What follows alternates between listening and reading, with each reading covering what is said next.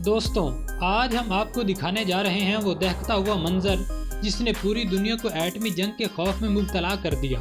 ایران اور اسرائیل، دو ایسی طاقتیں جو دہائیوں سے ایک دوسرے کے خلاف سائے کی جنگ لڑ رہی تھیں، لیکن اب تہران سے اٹھنے والے سینکڑوں ڈرونز میزائلوں نے اس خاموشی کو ہمیشہ کے لیے بند کر دیا۔ ایران کے سپریم لیڈر کا قتل ایک ایسا واقعہ ہے جس نے تہران سے لے کر واشنگٹن تک زلزلہ برپا کر دیا۔ یہ صرف ایک شخصیت کا خاتمہ نہیں بلکہ مشرق وسطیٰ میں بہت بڑی تباہی کا آغاز ہے۔ آج کی اس ویڈیو میں ہم آپ کو اس خطرناک دشمنی کے وہ حقائق بتائیں گے جن سے شاید آپ پہلے کبھی واقف نہ ہوں گے۔ دوستوں، اب سوال یہ پیدا ہوتا ہے کہ اگر یہ دونوں ملک آمنے سامنے آ جائیں تو پلڑا کس کا بھاری ہوگا؟ ایک طرف اسرائیل، جس کی طاقت کا راز اس کی جدید ترین ٹیکنالوجی اور ایئر فورس میں چھپا ہے۔ اس کے پاس دنیا کے خطرناک ترین F-35 فائر جیٹس موجود ہیں جو ریڈار کی نظروں میں آئے بغیر آپریشن کی تباہی مچا سکتے ہیں۔ لیکن بات صرف یہاں ختم نہیں ہوتی۔ اسرائیل کے پاس ایرو 3 جیسا سسٹم موجود ہے جو خلا کی حدود میں دشمن کے میزائلوں کو تباہ کرنے کی صلاحیت رکھتا ہے۔ ان کا AI پر مبنی دفاعی نظام کچھ ہی سیکنڈ میں خطرے کو بھانپ لیتا ہے۔ لیکن دوسری طرف ایران ہے جس کی طاقت اس کے جغرافیائی اور میزائلوں کے سمندر میں چھپی ہے۔ ایران کے پاس مشرق وسطیٰ کا سب سے بڑا میزائل سسٹم موجود ہے جس میں ایسے میزائل شامل ہیں جو اسرائیل کو چند منٹوں میں نشانہ بنا سکتے ہیں۔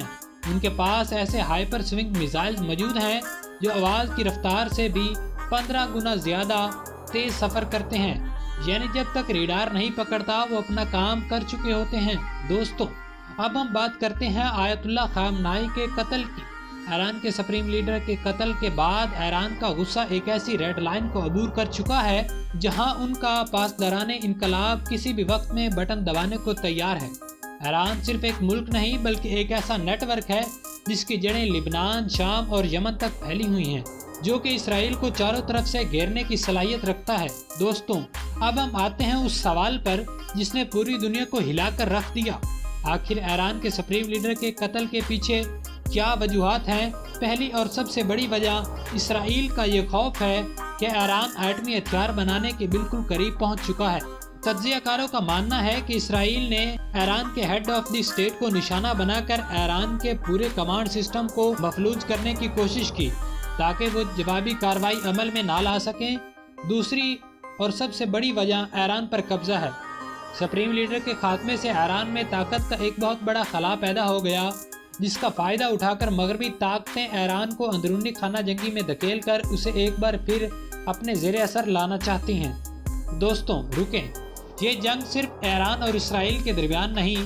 ایک طرف امریکہ ہے جو اسرائیل کی پیٹھ پر کھڑا ہے اور اپنے جدید ترین ایئر کرافٹ پرووائڈ کر رہا ہے۔ امریکہ کا پیغام ہے کہ اگر اسرائیل پر آنچ آئی تو ہم بالکل خاموش نہیں رہیں گے۔ لیکن دوسری طرف روس اور چین کی خاموشی زیادہ خطرناک ہے۔ روس، جسے یوکرین کی جنگ میں ایران کے ڈرونز کی ضرورت ہے، کبھی بھی ایران کو تنہا نہیں چھوڑے گا، اور چین وہ خاموشی سے مشرق وسطیٰ میں اپنا اثر و رسوخ بڑھا رہا ہے اور تیل کی سپلائی لائنز کو بچانے کے لیے کسی بھی حد تک جا سکتا ہے۔ دوستوں، اب سب سے بڑا سوال یہ ہے کہ آگے کیا ہوگا؟ کیا ایران اپنے سپریم لیڈر کے قتل کا بدلہ لینے کے لیے قیامت خیز حملہ کرے گا؟ تاریخ گواہ ہے کہ جب بھی مشرق وسطیٰ میں آگ لگی ہے اس کا دھواں پوری دنیا تک پہنچا ہے۔ اگرچہ یہ جنگ نہ رکی تو ہم ایک ایسی تباہی کی طرف جائیں گے جس کا تصور بھی ہولناک ہے۔ لیکن یاد رکھیے، جنگوں میں صرف سپاہی نہیں مرتے بلکہ آنے والی نسلوں کو مستقبل بھی راکھ ہو جاتا ہے۔ پاکستان کے لیے بھی یہ وقت کسی کھٹن سے کم نہیں۔ کیا پوری امت مسلمہ متحد ہو کر اس آگ کو بجھانے میں کوئی کردار ادا کر پائے گی یا پھر تماشائی بن کر بیٹھی رہے گی؟ آپ لوگوں کی اس بارے میں کیا رائے ہے؟ کیا ایران کا بدلہ دنیا کو تیسری عالمی جنگ کی طرف لے جائے گا؟ اپنی قیمتی رائے کا اظہار کمنٹ باکس میں ضرور کیجیے گا۔